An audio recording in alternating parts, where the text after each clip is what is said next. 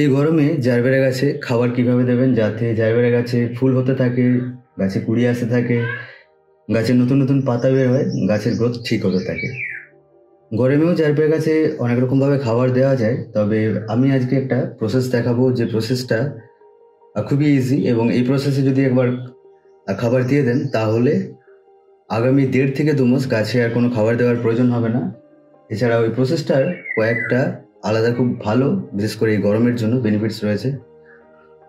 প্রসেসটা দেখাবো, তবে তার আগে প্লিজ ভিডিওটাকে একটা লাইক করবেন, আর আপনি যদি জারবেরা কেয়ারে আজ নতুন ভিডিও দেখছেন চ্যানেলটিকে প্লিজ সাবস্ক্রাইব করবেন। এই টবটাতে আমি গতকাল জল দিয়েছিলাম, প্রতিটা গাছে যেভাবে জল দিই ওইভাবেই জল দিয়েছিলাম, তবু টবের মাটি দেখুন পুরোপুরি শুকিয়ে গেছে, আর মাটি কিছুটা গরমও রয়েছে। আজকে আমি এই গাছটার একটা ট্রিটমেন্ট করব যেটাতে মাটি আর গরম হবে না, টবের মাটি তাড়াতাড়ি শুকিয়ে যাবে না, আর গাছ তার প্রয়োজনীয় খাবারও পেতে থাকবে। এই গাছটাতে আজকে আমি মালচিং করব। মালচিং করা মানে টপ ড্রেসিং করে দেওয়া, ওপরে একটা মালচ দিয়ে দেওয়া। মালচ করার জন্য আমরা কোকোপিট, ধানের তুষ, উড চিপস এগুলো ব্যবহার করতে পারি, তবে এগুলোতে কোনোটাতেই গাছের প্রয়োজনীয় কোনো খাবার নেই। তাই আমরা মালচিং করার জন্য যেটা ব্যবহার করব সেটা হলো শুধুমাত্র ভার্মি কম্পোস্ট বা ভালোভাবে পচে যাওয়া গোবর সার। আমি কিছুটা গোবর সার নিয়েছি। এই গোবর সার বা ভার্মি কম্পোস্টের সাথে আর কোনো কিছুই মেশাবেন না, হাড় গুঁড়ো সিংকুচি মেশাবেন না, কারণ ভার্মি কম্পোস্ট বা 1 বছরের পুরনো যদি গোবর সার নেন সেগুলো অলরেডি কম্পোস্টেড। টবে দেওয়ার পর, জল পাওয়ার পর সেগুলো আর নতুন করে পচবে না, সেগুলো কম্পোস্ট হয়ে গেছে। কিন্তু এই হাড় গুঁড়ো সিংকুচি এগুলো টবে দেওয়ার পর এগুলো টবে পচবে। এই কম্পোস্টিংয়ের ব্যাপারটা টবেই চলতে থাকবে, আর যখন কম্পোস্টিং হয় তখন একটা হিট জেনারেট হয় যেটা গাছের পক্ষে ক্ষতিকর, আর এই গরমে গাছের জন্য মোটেই ভালো হবে না। আর এছাড়াও কিছু ফাঙ্গাল এবং ব্যাকটেরিয়াল অ্যাক্টিভিটি হয় ওখানে, যেটা জারবেরা গাছের জন্য ভালো না।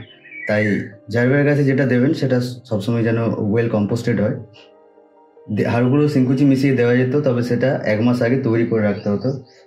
হাড়গুঁড়ো সিংকুচি আর ভার্মি কম্পোস্ট মিশিয়ে ময়েস্ট অবস্থায় যদি 1 মাস রেখে দেওয়া যেত, তারপরে সেটা ব্যবহার করলে ঠিক ছিল। এই মালচিং দেওয়ার সময় কয়েকটা জিনিস খেয়াল রাখতে হবে, সেটা হলো প্রথমেই মালচিংটাকে দিয়ে দেওয়া চলবে না, তার আগে কিছুটা মাটি খুঁড়ে ফেলতে হবে। মাটিটাকে খুঁড়তে হবে যতক্ষণ না কিছু শিকড় দেখতে পাওয়া যায়, তবে খুব সাবধানের সাথে খুঁড়তে হবে যাতে রুট ড্যামেজ না হয়। এই যে কয়েকটা শিকড় দেখতে পাচ্ছি আমি, আর খুঁড়বো না, এভাবে চারিদিকে কিছুটা মাটি তুলে ফেলে দেবো।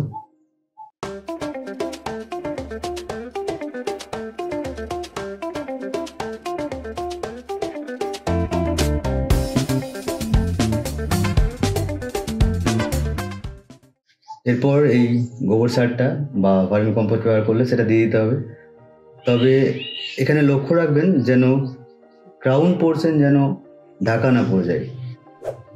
এই যে এটা ক্রাউন, এর নিচে থাকবে লেয়ারটা, তার উপরে যেন না যায়, তাহলে আবার ক্রাউন ডট হবে। এই গোবর সারটার সাথে আমি ট্রাইকোডার্মা ভিরিডি মিশিয়ে রেখেছিলাম, তাই আমি ট্রাইকোডার্মা ভিরিডি দিলাম না। আপনাদের কাছে যদি ট্রাইকোডার্মা ভিরিডি থাকে তাহলে কিছুটা পরিমাণ মিশিয়ে দিতে পারেন, সেটা ভালো হবে। এই যে এইভাবে মালচ করে দিলাম, এরপর গাছে যতবারই জল দেওয়া হবে গাছ কিছুটা পরিমাণ খাবার এই মালচটা থেকে পেতে থাকবে, আর মাটিও ঠান্ডা থাকবে, মাটি সহজে শুকিয়ে যাবে না। এরপরেও যদি গাছে খাবার দিতে চান খাবার দিতে পারেন, এটা দেওয়া আছে বলে গাছে খাবার দেওয়া যাবে না এরকম কিছু নয়। আপনারা যদি সিউইড এক্সট্রাক্ট বা কেমিক্যাল ফার্টিলাইজারও দিতে চান সেটা দিতে পারেন। এইটা দেওয়া রয়েছে বলে কোনো খাবার দেওয়া যাবে না এরকম কিছু ব্যাপার নেই, এটা একটা প্রোটেকশন, আর কিছুটা খাবারের সাপ্লাইও বলতে পারেন।